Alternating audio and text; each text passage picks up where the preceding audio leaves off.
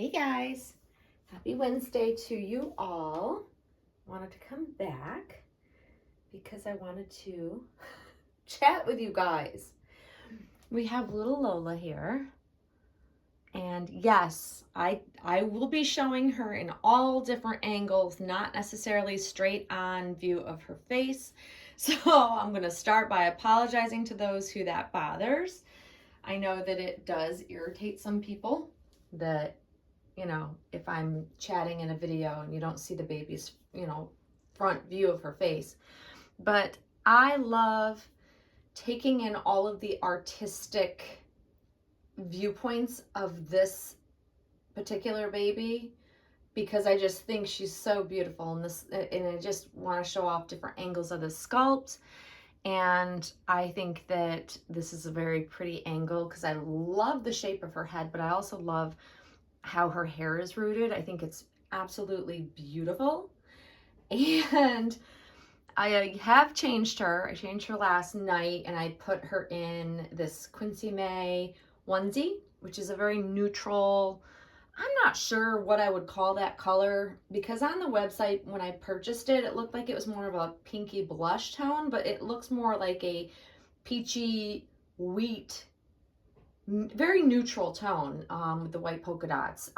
But it's pretty. It's pretty on her. And then I just have a pair of little socks on her from, where is it from? Those are from Kate Quinn? I forget. But anyways, does not matter. So I wanted to come on and share her once again while I chat with you guys in this video. And hopefully you guys enjoyed her details video. I never know if people really want to see details. I mean, that used to be a very big thing, when I first started collecting, that everybody expected to see once you do your box opening or reveal of a new baby. Most collectors wanted to see up close details of the baby, but I noticed that whenever I do details videos, they don't get very many views. So I'm wondering if that's just not like what current collectors want to see from us, or they see enough when you share a box opening. Because I didn't do a box opening, I mean, I didn't upload the video, but I actually did one. But usually, you can't see all the details because you're kind of, I don't know, just getting through the box opening and such. So I never know. And the way I revealed her, I obviously didn't show all of her details. So I thought you guys would want to see that. So if that's what you find that you like or dislike, feel free to share that in the comments so I kind of know for future reference when I get new dolls. But yeah, I don't know if I loved the video yesterday. I don't know if it truly did the doll justice or the artist justice, because as I was watching it back, and it's different on different like monitors as well. Like it looks different on my phone, it looks different on my computer. It's just, it depends. I guess and sunlight is very harsh. So I don't think she came across as beautiful in the details video as she truly is. But that's the struggle we have, right, with our devices. So I guess that's just the struggle we live with. And it's part of me being a little OCD that I'm never completely satisfied with how I've portrayed or shared or shown my dolls. Because until you see them in person, it's really hard to get the realism across in video. I'm finding pictures are a little bit easier to share those subtle details, especially with Lola. So anyways, that's that. The title of this video, how does it feel? So what is that in reference to? Once again, I am taking a topic from a question somebody asked me. I love getting questions from you guys. I really do. I appreciate that you're invested enough to want to know about me or, my thoughts on the hobby or my thoughts on different things. I really do enjoy that people even care what I have to say. So I find it hard to believe that anybody thinks that I'm important enough to want to know my thoughts and opinions, honestly. So it's much appreciated that people reach out and they ask me different questions. So it does give me great topics to talk about. So the question was, how does it feel? And it's in reference to now having brought home two really, really special babies. And this person has been following me for quite some time, so they know how special Monroe is to me. I mean, most people now that even don't watch my videos on a regular basis know of Monroe in the doll community. She's well known, and also that she's the most important special baby I've ever had.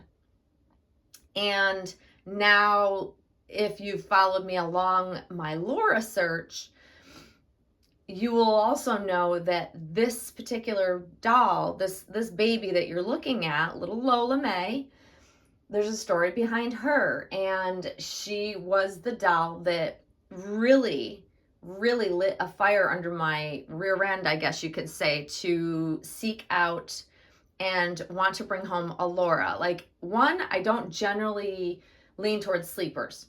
Even over the many years I've had them come and go from my nursery, I didn't ever keep them very long because I tend to bond with open-eyed babies for some strange reason.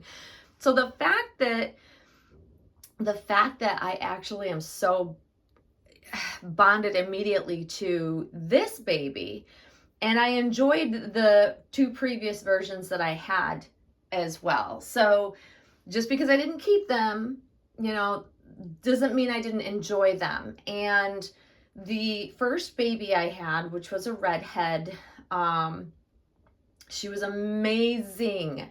Love her artist. But in order to bring home the next doll, that baby left. So it was done as a trade, and then Henley came. And I enjoyed Henley. Henley was amazing. So each baby that leaves is a stepping stone usually for me to bring home another one that calls to me at a higher level, I guess. And that's why Henley left. I didn't need to have Henley when I got this particular version, the prototype, the baby that started this search for Laura at the end of last year.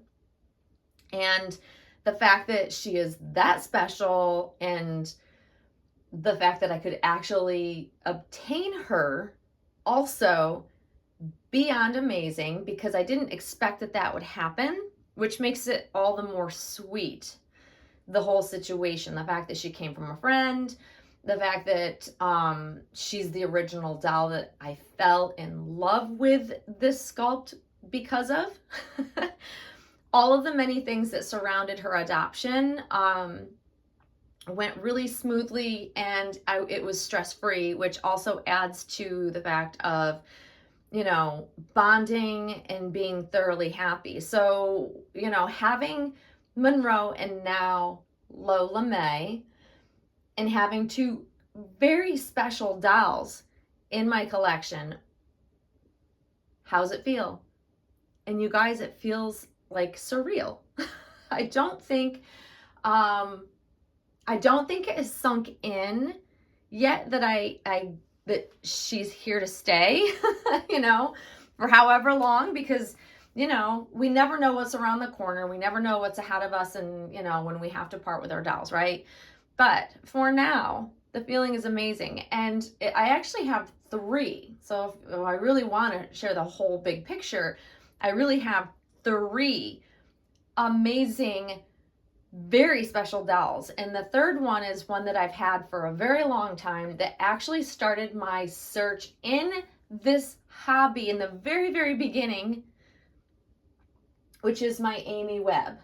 So if you're not familiar with my Amy Webb, she is a one-of-a-kind clay sculpture by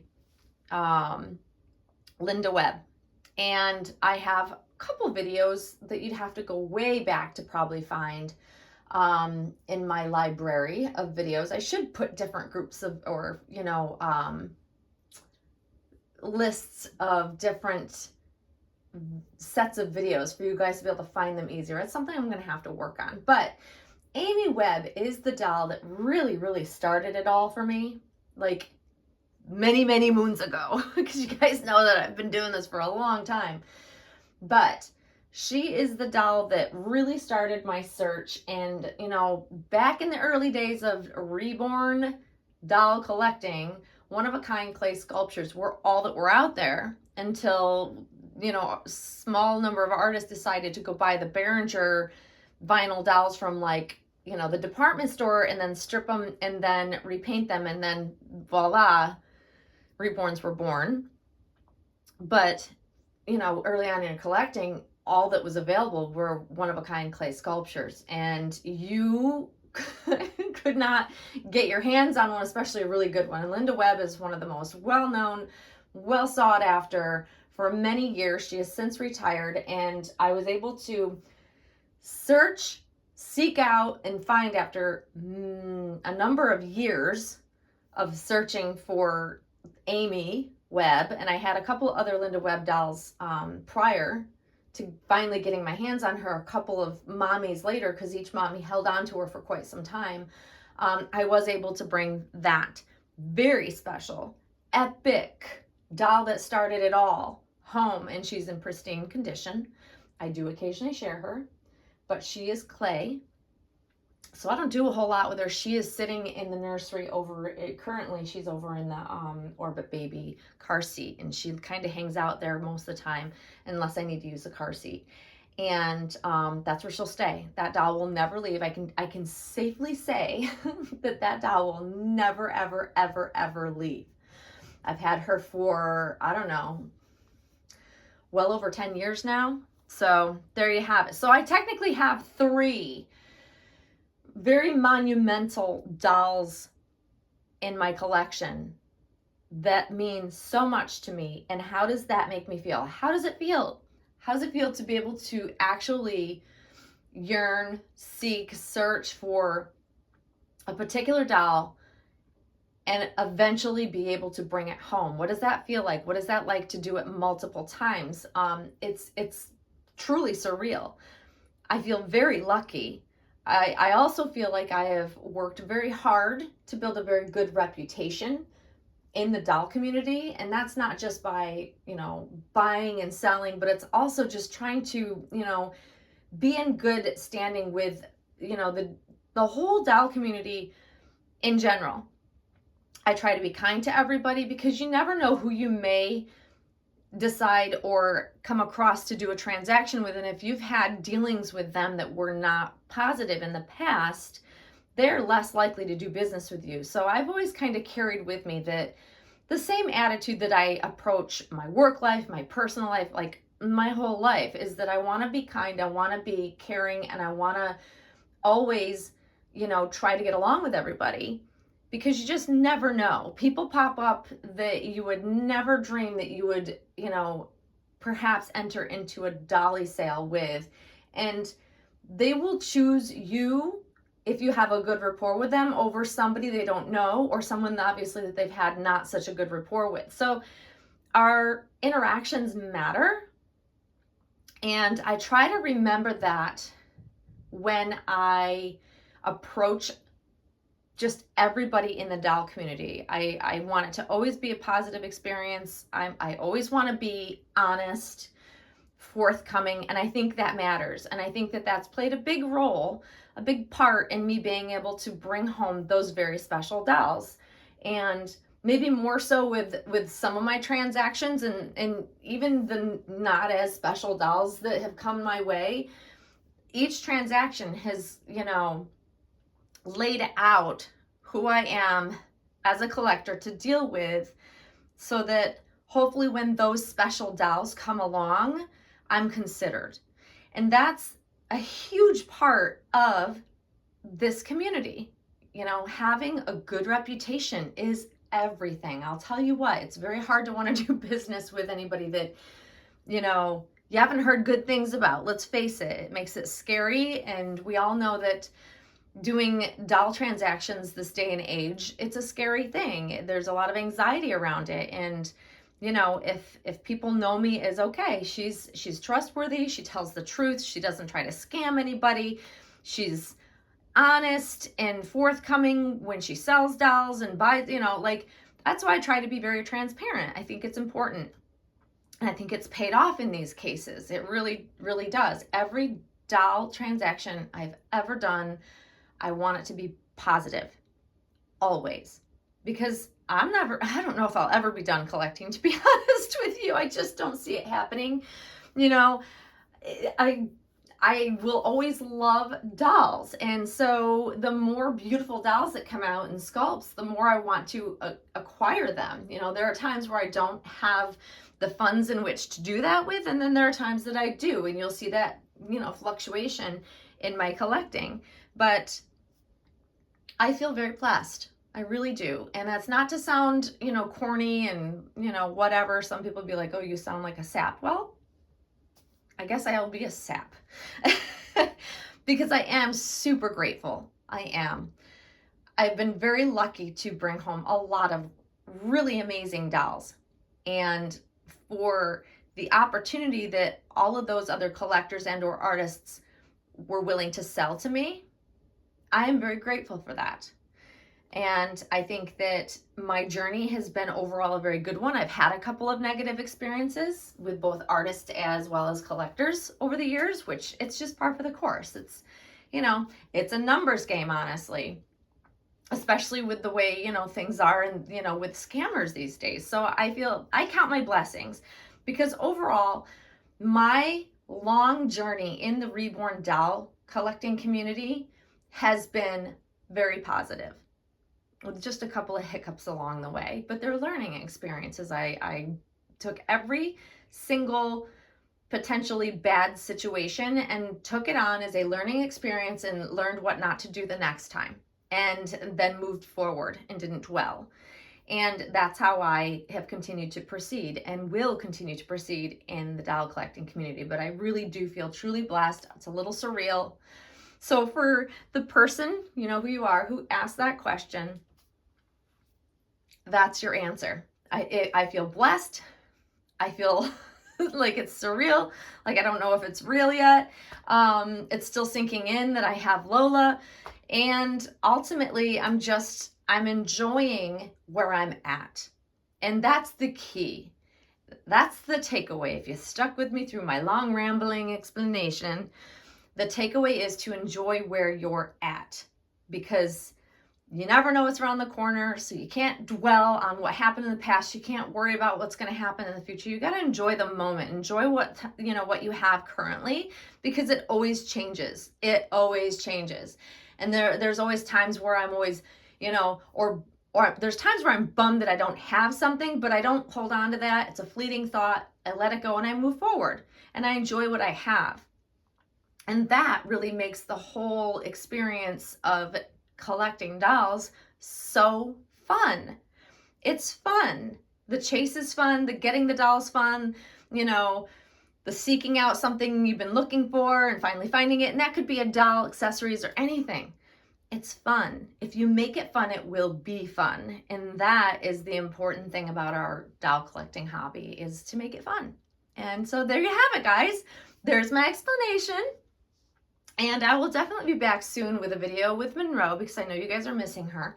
I promise to bring her back. But until then, guys, I hope you have a wonderful rest of your week, and we will see you all soon.